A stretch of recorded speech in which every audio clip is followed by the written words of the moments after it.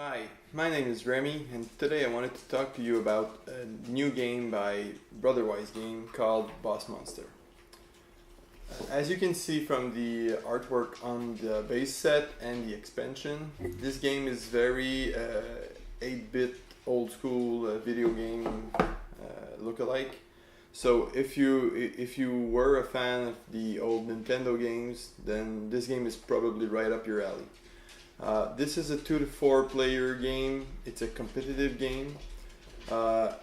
In this game you will have to build a dungeon, a side-scrolling dungeon, so very old school 8-bit gaming.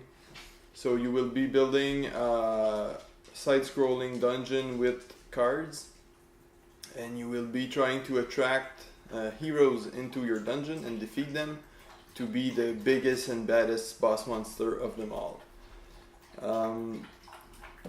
The objective of the game is to be the first dungeon or the first boss monster to collect 10 souls from the heroes.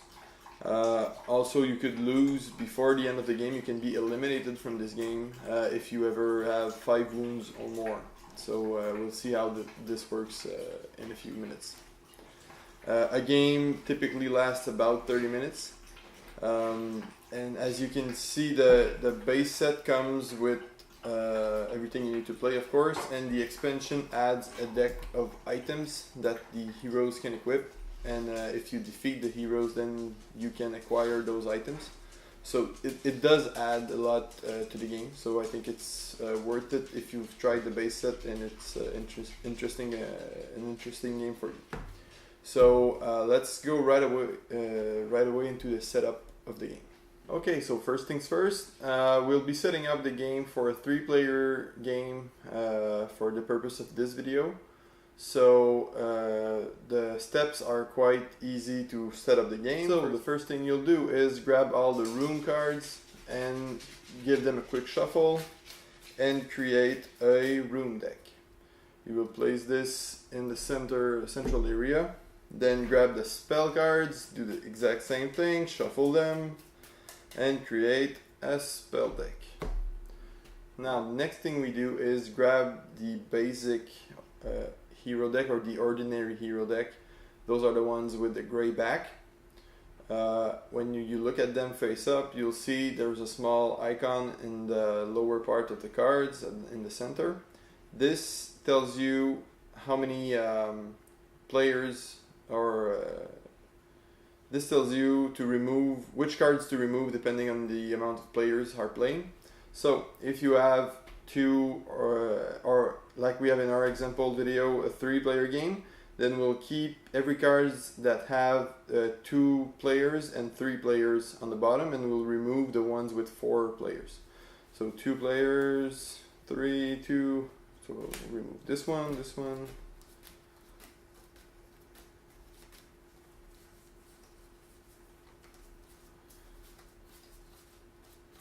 There you go. Give them a quick shuffle and place them right here.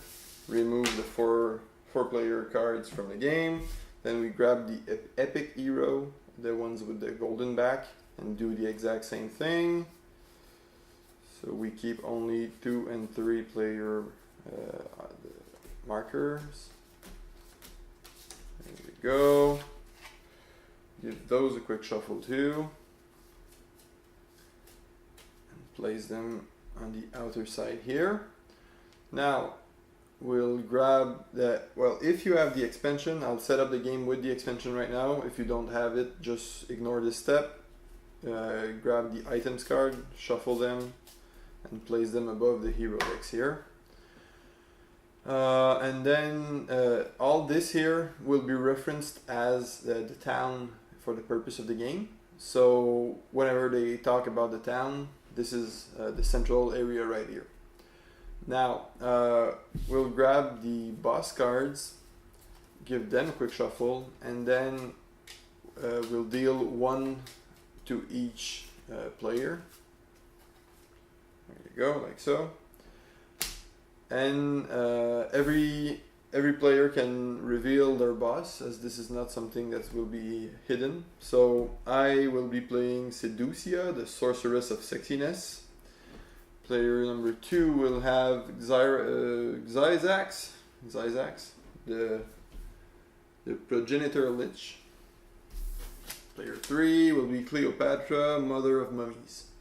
So we're all set. As you can see on the boss cards, you have, of course, the name of the boss with some great 8-bit artwork, and you have the level up ability of that specific boss.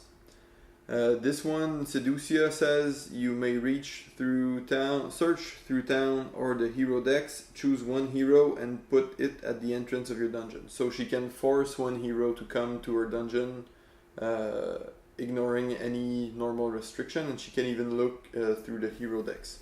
So that's pretty good. You have the amount of XP that boss is worth.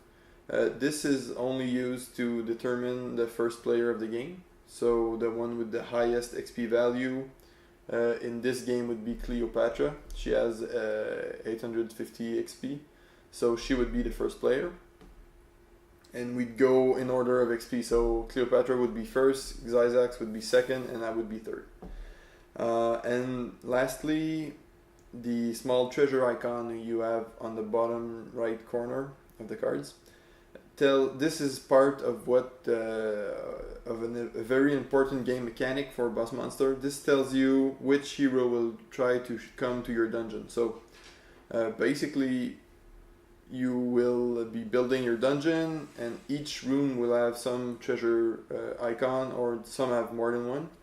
You add them all up, including the one given by your boss, and whoever has the highest amount of a specific treasure icon, will attract heroes that are looking for that specific treasure icon. So we'll see a bit later on, but Seducia provides one, magic symbol, so she will be attracting mages or wizards more easily.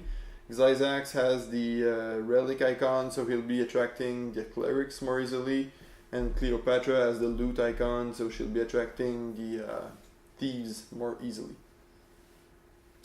Every player can read the level up ability, so everyone knows what it does. We'll see how it triggers a bit later on in the next video. Next thing you do, you place your boss in front of you to the right, because you'll be building your dungeon from that card going left, so your boss is the end of your dungeon. Now each player will draw 5 cards from the room decks.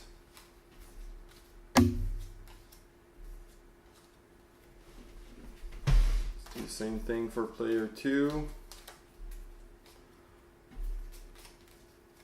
5 cards. Same thing for player 1, as we should now call her. So Cleopatra, Zyzax, and Seducia. 5 room cards each. Now we'll deal 2 spell cards to each player also. Bring my cards up here. There you go. Now every player can look at their cards, and they have to discard 2. So whichever one they wouldn't like to keep. Just keep in mind when doing this that spell cards are very hard to come by. So usually I would always keep my 2 spell cards unless they're something I'm not interested in. But just know that it's very hard to come by spell cards, so I usually tend to keep them. So I would just keep some of the cards right here. Let's say I trash those 2. So every player would do the same thing. Everybody discards at the same time in the common discard pile here. Also know that this section is the discard pile for both room cards and spell cards, so they will be mixed up during the game. This is important because some cards allow you to go through or search through the discard pile. So this is both a room and spell deck discard pile. So you can grab either of those type of cards. last thing to do before the game starts is every player will build their first room, so they will create their dungeon, if you will. This is done starting with the first player, so Cleopatra will do this first. Just know there are some rules to how to build how to build rooms in your dungeon.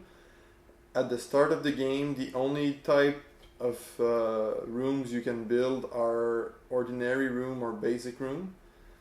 So I won't go into too much details right now. We'll see this in the next video. But for now, just you can play any room card that has the gray symbol on the top left corner. So either a trap or a monster room, but you can't play one that has a golden icon for now. So just choose any one you want and place it face down where it will be.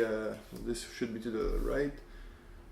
So just put it to the left of the boss. Right?